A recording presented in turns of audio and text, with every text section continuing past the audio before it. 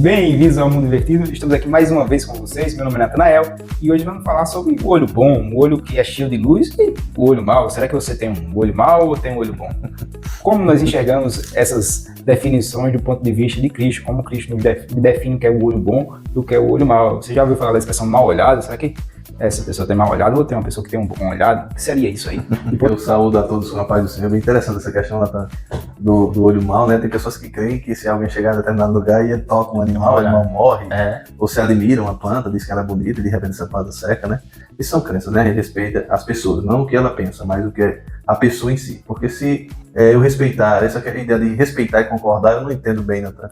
Né? Se eu respeito é porque tem alguma coisa ali que dá credibilidade àquilo que está sendo dito. E tem coisas que são ditas que, ao meu ponto de vista, não tem nenhuma credibilidade. Mas eu respeito a pessoa que acredita, né? E o direito dela de acreditar. E também o processo cultural, né, que levou ela a acreditar aqui. Sem dúvida. A gente fala muito sobre essa questão de contexto, né? Exato. A gente tem que respeitar muito essa questão do contexto. E o que o texto quer dizer, né? O que é que Jesus quis dizer quando ele fala sobre a luz dos olhos, né?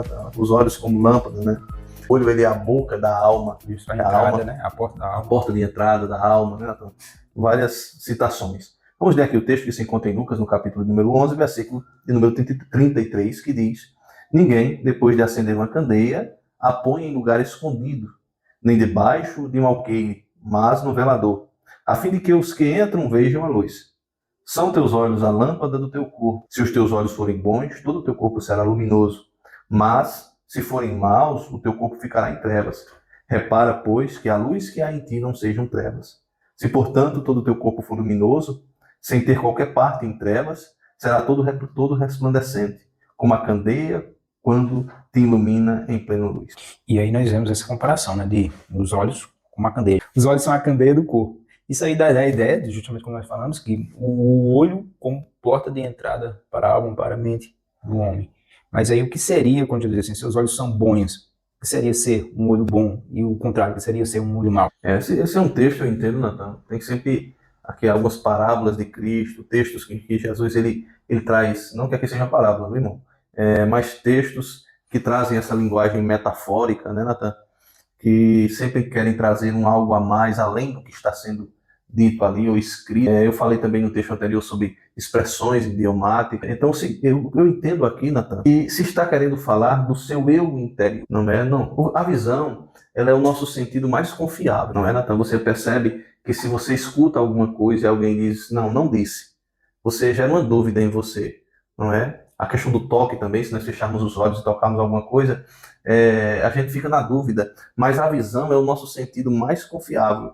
A visão, ela nos dá o direcionamento. A própria palavra de Deus, ela vai dizer no Salmo 119, no verso 105, lâmpada para os meus pés é a tua palavra e luz para os meus caminhos. Os olhos, Natan, ele nos dá a direção, ele nos permite escolher o caminho que estamos seguindo, né? A direção que nós queremos ir. Ele também nos permite, ele nos livra de acidente, de intercorrências. Então, quando Jesus usa a visão, Natan, ele está falando aqui, trazendo para a questão do eu interior, a forma como nós enxergamos o mundo, no sentido de interpretá-lo, como nós interpretamos palavras. Eu vou até dar um exemplo aqui, mais ou menos, do que eu quero dizer, para que você entenda. Certa vez, um avô pegou as duas netinhas e levou para o jardim de casa. E ele pergunta a uma delas, o que você vê? E uma olhando, disse, eu vejo mosquito, eu vejo abelhas, aqui é um lugar extremamente perigoso. E aí o avô olha para a outra e diz, e o que você consegue ver? E ela disse, eu vejo flores, eu vejo um ambiente lindo. Então perceba que esse eu interior determina a maneira como nós vamos interpretar o mundo fora de nós. E é isso que Jesus quer falar, não é? Quando ele fala dos olhos, da luz, não é? Desse eu interior, como você vê o mundo, não é? Como você enxerga as coisas fora de você.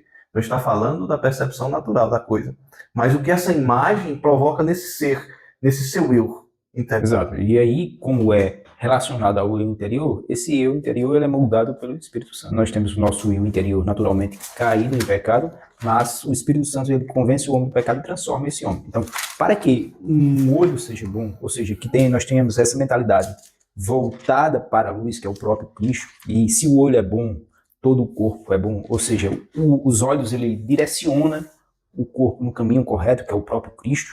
Então, se esse olho tem que ser bom, então ele tem que estar submisso à vontade de Deus. Então, o olho bom seria aquele olho que é submisso à vontade de Deus, que ele enxerga o mundo pelas lentes de Cristo.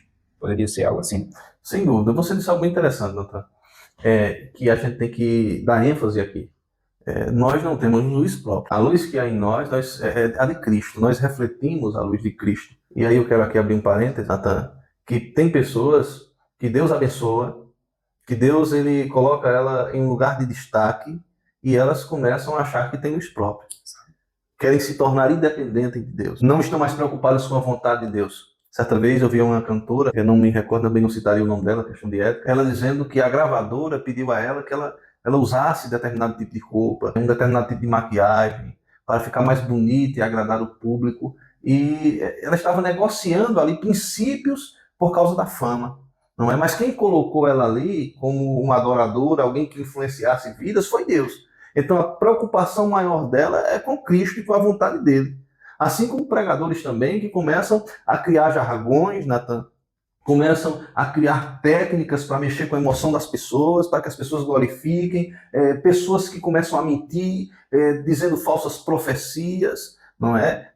Tudo que Deus faz aqui na Terra, uma cura, uma profecia, tem uma finalidade que transcende este plano. Nada é para enaltecer o ser humano, é para tornar ele uma estrela, alguém famoso. E tem muitas pessoas que passaram a achar que tem luz própria. Mas a Bíblia diz aqui que, vinda ao mundo, a verdadeira luz ilumina a todo homem. O Verbo estava no mundo, o Logos, que é Cristo. O mundo foi feito por intermédio dele, mas o mundo não o conheceu. Certo? Então, é a luz de Cristo em nós. Muitas pessoas fogem dessa luz porque ela revela a sua essência, revela o personagem, como eu gosto de dizer. Não é? As pessoas vivem um personagem, ali uma máscara, não é? No teatro grego, nós observamos que as pessoas tinham uma máscara chamada, daí vem o termo raiz, o termo personalidade, né? Uma máscara chamada persona, era colocada, a pessoa iria interpretar um personagem, e a luz, Jesus, quando ele chega, ele lança luz sobre esse indivíduo, e a máscara cai, e a essência se revela. Um homem pecador, um homem que busca os seus interesses, um ser humano egoísta, não é, Natan? Então, por isso que as pessoas fogem da luz. Então, nós temos que ser luz. Agora, com uma nova visão de mundo, Natan, esse eu interior interpretando o mundo agora de uma forma diferente que antes, não é? Nós andávamos em trevas e agora nós interpretamos o mundo de maneira diferente, à luz do Evangelho de Cristo, não à luz da nossa vaidade, não é? Buscando os nossos próprios interesses, os nossos desejos. Agora interpretamos o mundo a partir da perspectiva divina, Natan, e nos rendemos a Cristo sem reservas. Então nós agora temos a luz de Cristo, nós chegamos também, nós resplandecemos essa luz. Sim. E aí é um ponto interessante. Realmente temos que entender que a luz que nos guia, que nós refletimos, não é nossa luz, é a luz de Cristo. Há um perigo realmente em achar que os dons de Deus, aquilo que Deus nos dá, a sua bondade para conosco, os talentos que Deus nos dá, a capacidade de entendimento, são próprios nossos. E C.S. Lewis, no livro Cristianismo Puro e Simples, lá no final do livro, no capítulo, acho, que ele fala sobre pessoas bondosas, ele diz que teve alguém que já teve esse sentimento lá no início mesmo, que foi o próprio Satanás. Então ele estava numa posição ali tão alta que ele se achou, né, que poderia subir até Deus, né, acima de Deus. Então ele entendeu que aquilo que ele tinha era próprio dele.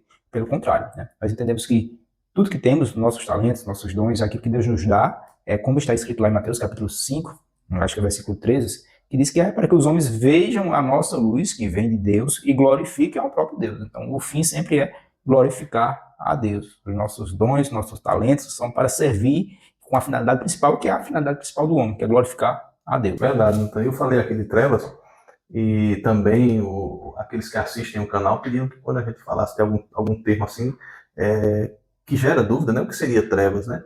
E explicasse. E a gente tem que explicar, nós temos que explicar sempre à luz das Escrituras, né, Natan? Em João capítulo 3, no versículo 19, deixa muito claro o que é trevas. O texto diz: o julgamento é este, que a luz veio ao mundo, e os homens amaram mais as trevas do que a luz, porque as suas obras eram más. Andar em trevas, na verdade, é andar segundo o curso deste mundo. Quando nós falamos mundo, nós estamos falando de um sistema que determina o estilo de vida das pessoas. Não é, Natan? Se você não escolher um modelo de homem, de ser humano que você quer ser, esse sistema que nós chamamos de mundo, ele vai determinar o modelo de indivíduo que você vai ser. Muitas das vezes você nem gosta de determinadas coisas, mas para participar desse sistema, para ser aceito, você muitas das vezes se subjuga a determinadas coisas para viver segundo a vontade não sua, nem de Deus, mas segundo a vontade dos outros. Esse desejo de aceitação, não é? Então, quando nós falamos trevas aqui, é esse sistema que determina o estilo de vida que você vai ter. No estilo de vida, eu já falei já no outro vídeo, mas eu vou falar novamente aqui, é hedonista. O que é hedonismo? É uma vida voltada totalmente para os prazeres, prazer imediato, satisfação dos desejos. Então nós temos um sistema em que as pessoas, ela induz as pessoas a viverem em busca de um prazer, e esse prazer a todo custo. O que importa, e tem até uma frase, Natan, o que importa é você ser feliz. Não é? Mesmo que você esteja destruindo a sua vida e ache que o seu corpo é seu, mas não é. Meu corpo, minhas regras, não é assim que funciona. A Bíblia diz que o nosso corpo é templo e morada do Espírito Santo de Deus. Quando diz templo, não está dizendo que você é igreja, está dizendo que é um lugar que você tem que ter, é um lugar que tem que ser guardado, preservado. Assim como nós temos muita referência ao entrarmos em um templo, né? Ali nós pregamos a palavra, ali nós adoramos a Deus. Ou deveríamos ter, né? Hoje em dia se perdeu um pouco isso também, né, Júlio? Também, Natan. É bem interessante o que você falou. Se você da perca da referência aos lugares sagrados. Sagrados por serem dedicados a Deus. Não que o lugar em si tenha algo que provoque Deus por si, né? Ou que seja a habitação de Deus, o lugar em si, mas é um lugar consagrado a Deus. Se é um lugar consagrado a Deus, deveria haver reverência àquele lugar. Separado, né? Separado, exatamente. Então, quando fala que o nosso corpo é templo, é muito boa a sua colocação, Natan. Nós separamos aqui a nossa vida para Deus, né, Natan? Então não há espaço para outra coisa. Não há espaço para a satisfação dos meus desejos e dos meus interesses. Esse corpo foi separado para Deus. Dando um exemplo aqui bem simples, é um violão que você compra e você diz, eu consagro esse violão a Deus. Aí de repente chega o seu colega em casa e diz, me dá o teu violão para que eu vá a um bar ali, que eu estou com meus colegas e eu quero beber, e você vai dizer a ele o quê? Não, meu violão foi separado. Ele só toca para o Senhor, ele só toca para adorar a Deus. Assim deve ser a nossa vida, né, Natan? Então as pessoas que estão em trevas, elas se colocaram na condição de senhores de si mesmas. Elas se tornaram deuses. Elas, na verdade, elas tomam as suas decisões de acordo com as suas próprias vontades. Não estão nem aí para a vontade do Senhor. Essas pessoas estão em trevas. Alguém que está na luz é alguém que agora a palavra lançou luz sobre ele através do Espírito Santo de Deus e ele entendeu que ele não tem condições de caminhar sozinho. E agora eu não tenho condições de tomar decisões sozinho. Então isso aí seria a definição de olho mau, né? Alguém que guia-se pelos seus próprios instintos, pelo seu próprio ego, pela sua própria natureza. O olho bom, pelo contrário, seria alguém que se guia pela vontade de Deus. E se guia pela vontade de Deus, nós seguimos um caminho que Deus quer. Na nossa vida é cheia de luz. Agostinho ele fala algo interessante. E não adianta ter olhos nem enxergar se você estiver numa sala escura. Então é necessária a iluminação de Deus na nossa vida, a iluminação do Espírito para que possamos, além de ter olhos, também enxergar e ter luz no ambiente, para que possamos realmente ver. Que Deus abençoe vocês, que possamos ter a dedicação de buscarmos ter a nossa mente voltada para o Espírito. Que possamos orar e pedir a iluminação de Deus na nossa vida, para que a nossa vida seja guiada pela vontade de Deus. Que nossas escolhas sejam reflexos da vontade do próprio Deus. Que você que está em casa entendeu a mensagem, seja um Caleb e um Josué, entre aqueles 12 espias. Foram lá, os 10 voltaram dizendo que tinham visto gigantes. Não é? E os outros 2 disseram, não, lá tem gigante, mas tem muita coisa boa lá e a terra não é. Então, não é uma confissão positiva aqui que nós estamos falando, mas é uma maneira real de enxergar a vida. Não é? Ver o mundo pelos olhos de Deus. Pelos olhos de Deus. Deus abençoe a todos. Fiquem na paz. E até a próxima.